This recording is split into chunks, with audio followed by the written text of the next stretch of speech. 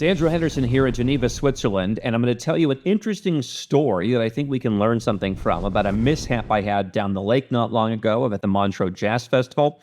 More importantly, this is going to be the catch-all video for any time someone, whether it's now or in 2032, wants to come out and says, "What's your response to you're being a terrible person?"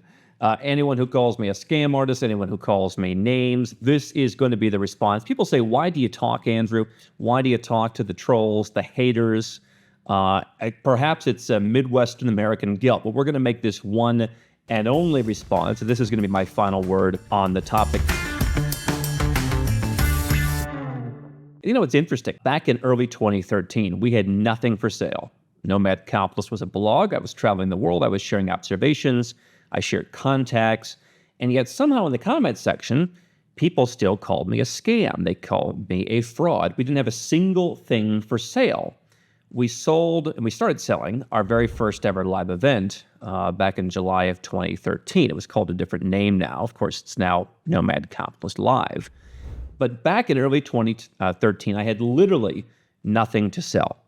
And there were people who were like, "Oh, yeah, you're just like this guy with the pen name." It was kind of slid into irrelevance in recent years. And I'm told now works with other people who've slid into irrelevance in recent years, people who insult people's mothers on stages. And so even before that happened, it's kind of interesting that the word scam has been so perverted. There are people out there who legitimately run scams, no doubt about it. But it's almost become like the word racist for business people. There are racists, and I would believe that there are more racists than a very right-wing person in, let's say, the United States would believe. There are racists, and it's disgusting. And there are scam artists out there, and it's disgusting. We didn't do as much background checking many, many years ago, and we had a client that I remember, he wouldn't have shown up at a background check. He had no criminal record. He had no civil record, but he admitted to me after all the work was done, we got together, and he said, "I'm starting this new business. And, it doesn't really work as promised, but the customers don't know that." And he kind of smirked. And I really felt very bad just to be around that guy. That's one of the guys who hates me. And he actually came out not so long ago on a very special day for me. He sent a whole bunch of hatred to me. We had somebody else who hired us and lied that he'd never been convicted of a crime. And it took us until the third phone call with this guy for him to finally admit when somebody asked him, like, "Hey, dude, it sounds like there's something up." "All right, yes," he said. He told us he had spent a year in prison and then was angry and was very publicly angry and hurled a lot of accusations, not only at me, but my father. Was nothing to do with our business. He speaks at our event, but they hurled accusations. The guy lied about being in prison. And so those are a couple of people that are very publicly upset with me. What's interesting is I just went not so long ago down the lake here to the Montreux Jazz Festival. I was invited by a company that I do business with to their VIP tent. You still have to pay. It's 1,500 francs per person. So if you're a couple, it's 3,000 Swiss francs, about $3,300. And they promise you, A through D of stuff that you get. You get a buffet, you get open bar, you get this, you get that, you get a tour, blah, blah, blah, blah, blah. Show up on time. No one knows where to go. Multiple people are all confused. They're kind of being arrogant, pushing you away. Go over there, go over there. You finally, figure out where to go. It's not clearly marked.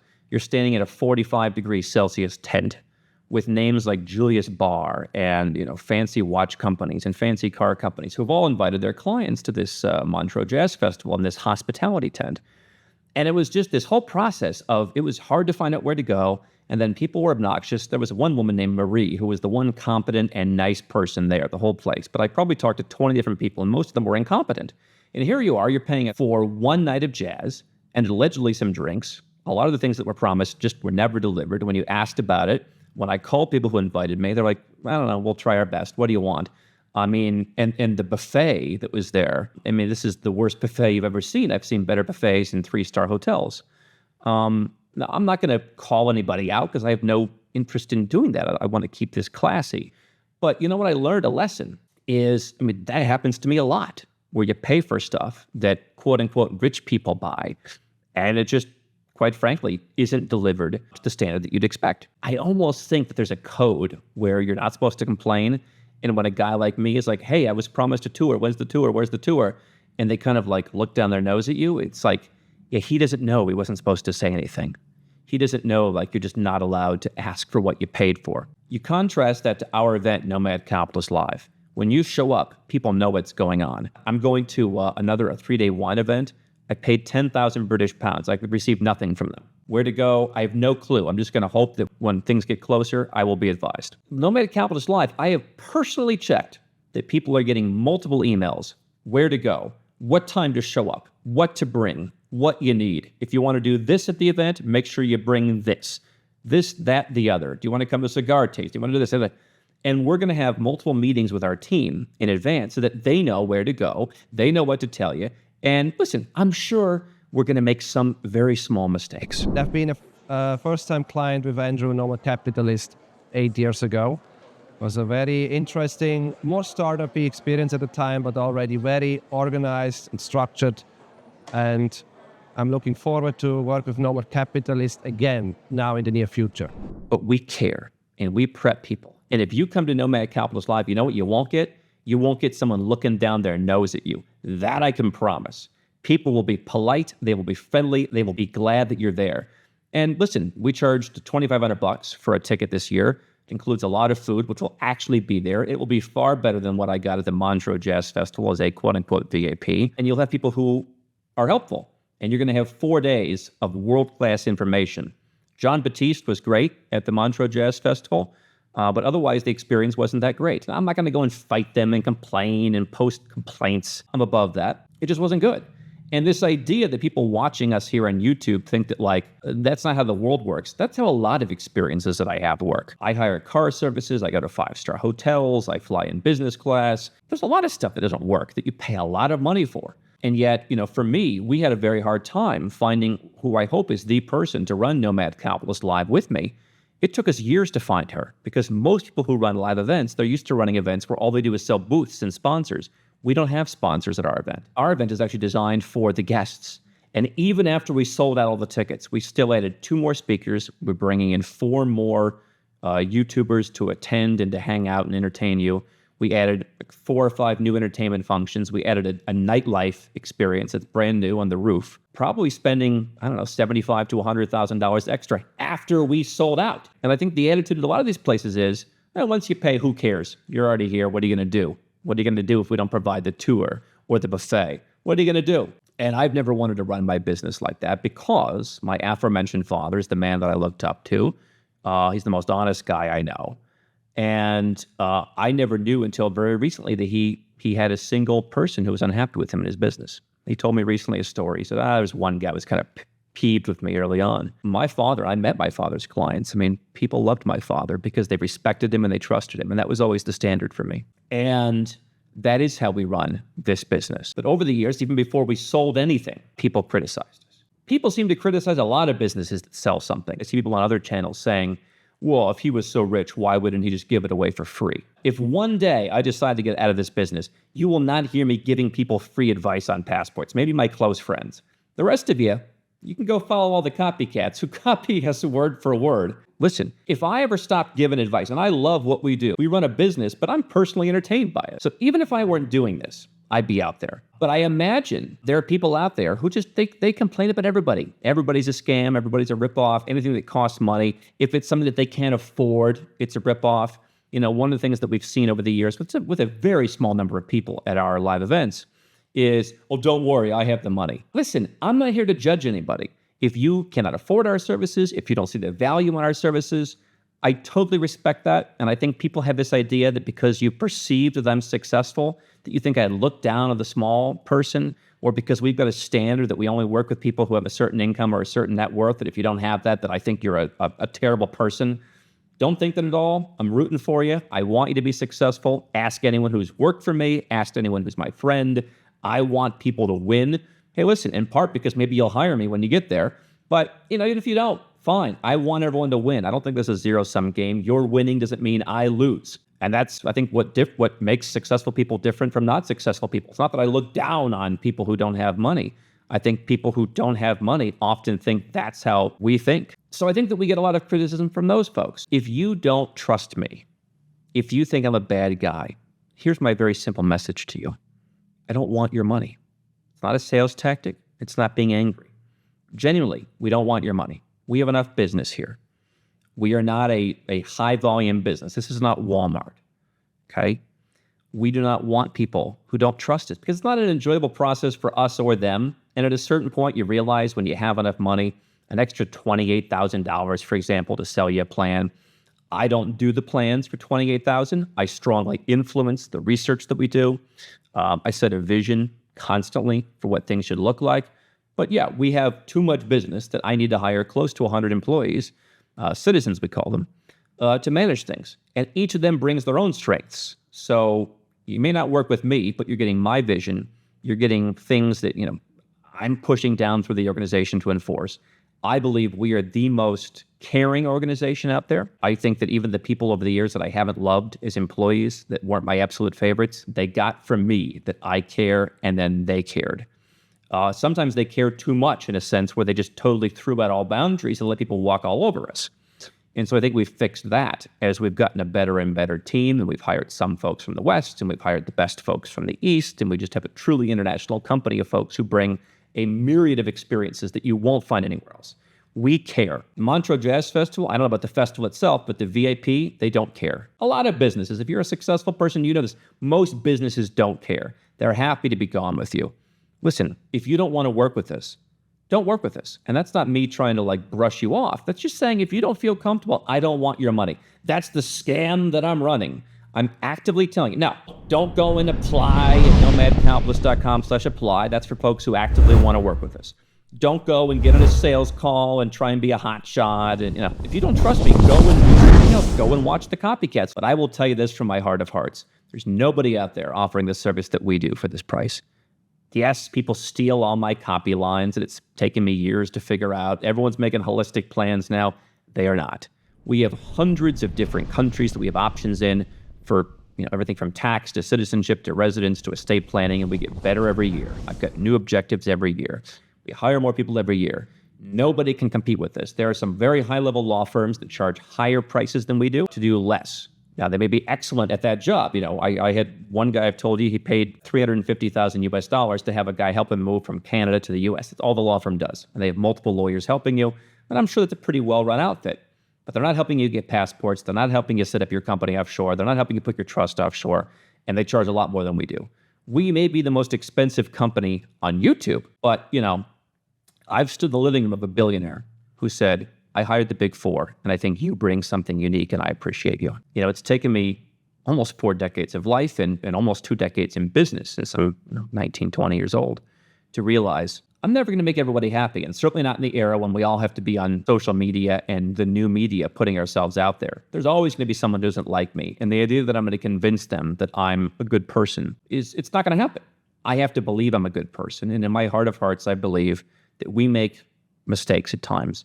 I think probably far fewer mistakes than most companies because we care. There's been successes. There's also been failures where we tried something and it didn't happen, but that's to be expected because that's how it was for me before. But without the help of that team, I tell you 2 or 3 things would not have happened. This is what I do 24 hours a day as I think about how to make things better. I go in the shower, and I just had 2 ideas a couple weeks ago for how to make the VIP section at Nomad Capitalist Live better. We've already sold those VIPs. It's going to cost me more money. It's going to take more work. And yet we're going to do that because I just want people to have a great experience. That's me. If people don't see that, that's fine. And I had a vision of making this video and telling people to go F themselves. That's not what we're about. This channel, we're a clean channel. I'm not about that. I very simply want to say, here's the answer to everyone who thinks I'm a bad person. Don't hire me. I do not want your money. But I certainly don't want people who say, when we first launched Nomad Capitalist Live a couple years ago, yeah, sign up for this idiot's event, but make sure you pay with a credit card so you can charge back after it's over. Yeah, if you come in with that attitude, no wonder everything sucks. Because you come in expecting everyone to rip you off. One of my things that's made me so successful is as much as I've been let down so many times by people, I still come in with an eternal optimism. And sometimes it burns me, and sometimes it hurts. But it's the only way to be successful. If I just was angry at everybody and never could do a deal and can never put aside past hurts, yeah, I've got a lot of past hurts. And I think people who see that I'm articulate and tall and have all my hair, and I guess people assume I have some money, that was motivated by a lot of past hurts. And part was motivated by people, I think, taking advantage of me in business. And yet, I'm pretty happy today that all these years later, I'm better off financially than the guys who are running the business, but they don't care about the customers. I'm better off than most of those folks because my father told me that honesty always wins in the end. If you don't think that's me, go hire somebody else or go hire nobody. The reality is most people complaining about me are probably never going to hire anybody. That's their defense mechanism. So, over the years, we've had a small percentage of clients that don't like us. Some just go off into the night and some become very vocal. I imagine back in 2016 when we started offering services the way we do now with the holistic planning and all that, which night and day difference in how we've improved things. I can't help myself but improve stuff. But back in 2016, we had a much smaller version of the plan, and there were probably a few more unhappy people as a percentage. And I would chalk it up mostly to client selection. We'd take anybody. We had one guy who was screaming and yelling at us before the sales call. And we took the guy's money, and then we were kind of shocked, and we were always running around trying to serve the guy that he was screaming and yelling then. And I'll give you a hint. When people are just angry at the world, you're never going to please them. And number one, I don't want to take anyone who doesn't like me's money. I just don't. I just wouldn't feel good. That's the benefit of becoming successful. You can say, I don't need your money. Please do not give me your money if you don't fully buy into what I'm doing. Back then, there were, probably some more people who were like that. And shame on me. I did not necessarily grow up with the healthiest of boundaries. My impression for the longest part of my life was that boundaries are selfish, don't have boundaries. If someone yells at you, it's probably because you did something wrong. And so I guess I imagined way back then when we had 5 people working here and we all cared, I imagined I did something wrong. That's why this guy is yelling at me before we've even taken his money. Kind of sick to look back on it and think that. But that's what I thought. And so I would guess, I don't know that we have statistics on, but I would guess back then probably 9 out of 10 people were happy, but there was 10% of folks who they weren't happy. As time went on, we got much better. We do make mistakes, as anybody does. I think that my perspective has been, and I think what the team does is make sure that if there are any mistakes, that they're small enough that they can be corrected, no harm, no foul. And I think we found that most people, if that happens, are pretty cool with that. Hey, if some little thing happens, just make sure it's fixed. And there's times when we, go over budget or we, do something special or whatever, because we have to fix it. I think it's important to take responsibility, but I always remember, and I always think of this when I see like Extreme Responsibility, the book, and it's like, there has to be a limit to that. You can't let people just manipulate you and dump their stuff on you in life or in business. And so we have to have boundaries. If we have a 12-month contract with someone and they sit around not responding to our emails for 6 months, and then they come back and they wonder, hey, you gotta finish these services. I mean, we're gonna try our best and we're gonna put in every effort to do that. But if you're missing for 6 months of a 12-month contract, that's not mean we owe you more services. And I think that particularly Americans, I'm sorry to say, have learned to just shame people and to threaten people and to threaten with, defamation and bad reviews if they don't just give in and do whatever they ask. And so I think that fortunately better client selection, doing due diligence on folks, and just, having strong salespeople who are able to say no. And so I think all those things improved it to where now it's a small single-digit percentage in any quarter of our clients that are unhappy. The vast majority of clients are happy, from that billionaire that I stood in his living room and, he said those things. Generally, the wealthier clients are some of the happier ones because they know, and they've been to 100 Montreux Jazz Festival kind of things where they realize what caring looks like and they realize what's different.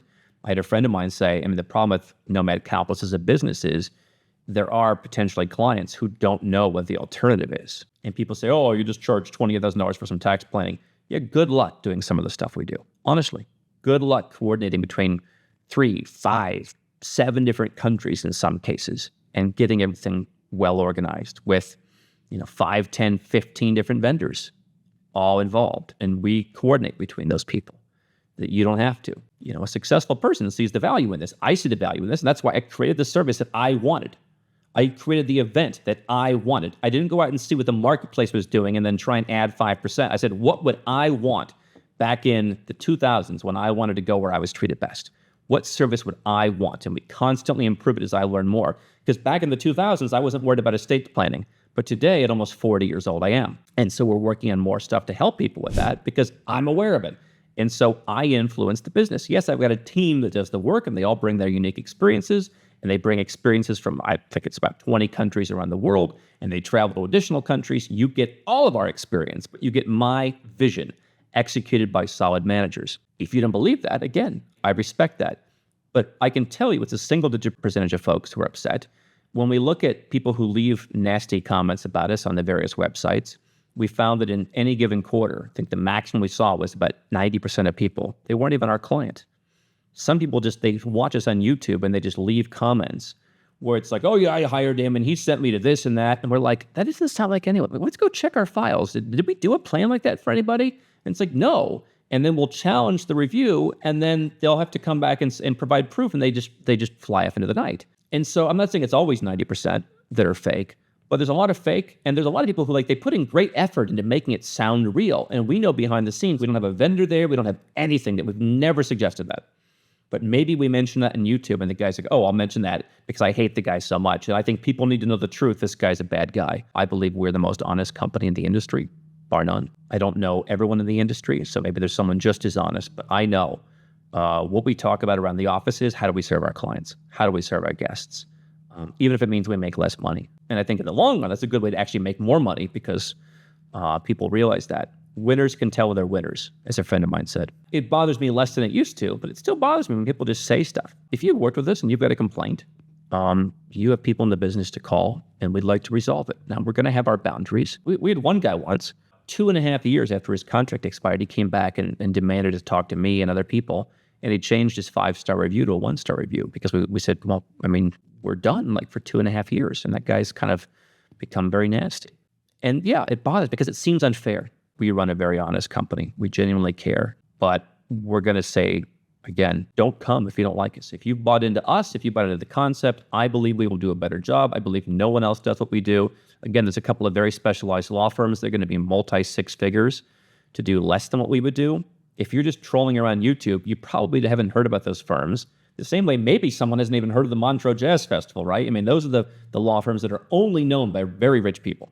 And they charge hundreds of thousands of dollars for less than we do. But you don't know to hate on them. The same way that no one's hating on the Montreux Jazz Festival because there's not a name, there's not a face, it's just a jazz festival. I'm out here with my real name, my real face, and I guess that makes me a target. But I've come to realize I can only do the best job to be seen for who I am, but the people that I want to serve and that want me to serve them. If that's you, nomadcapitalist.com/apply. One thing we've offered to everybody, which is also why I have felt upset, is that we offer Nomad Capitalist Live. You don't have to make any amount of money to come to Nomad Capitalist Live. I hope you won't spend your last dollar, please. Make sure you can eat and pay your bills the next month.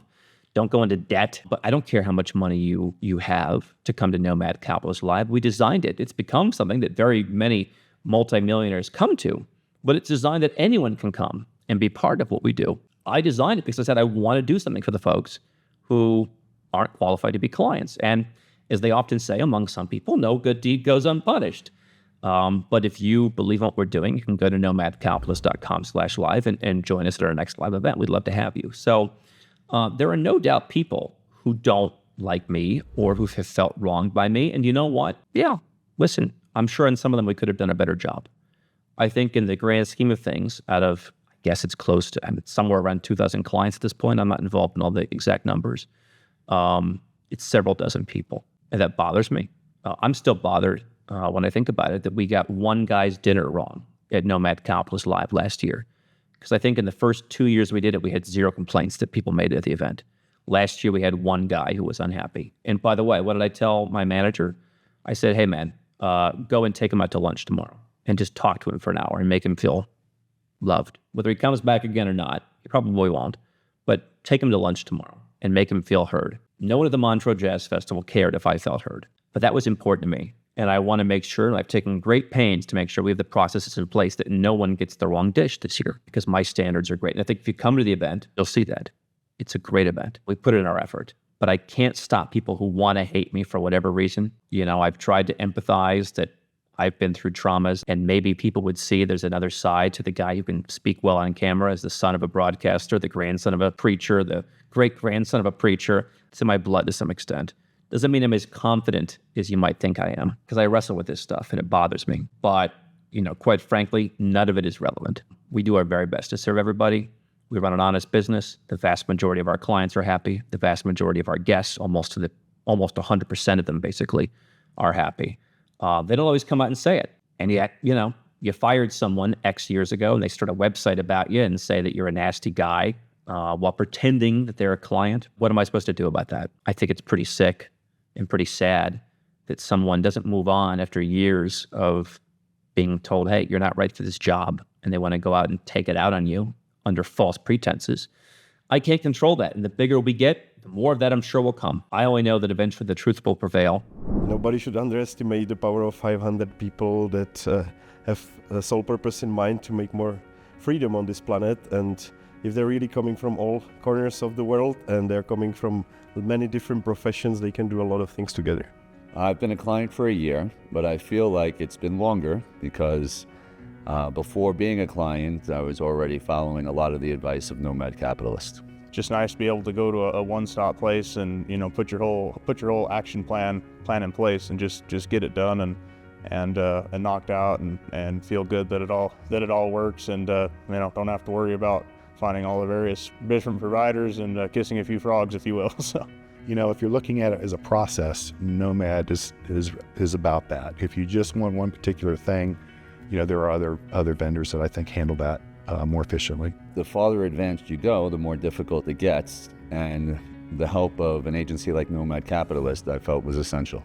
So many experts on financial world and so many great media people, and making friends with them is very, very important, and that's part of the networking here on this amazing conference. Thank you for letting me bend your ear. I really have nothing more to say on the topic. We will let the haters and then the people who are wounded criticize us, and maybe we've sent you here because you are one of them. So thanks for listening. That is my thoughts on Nomad Capitalist, the business. We want to be honest. We think we deliver a great product. We would love to serve you if you are with us on that. And that's about it.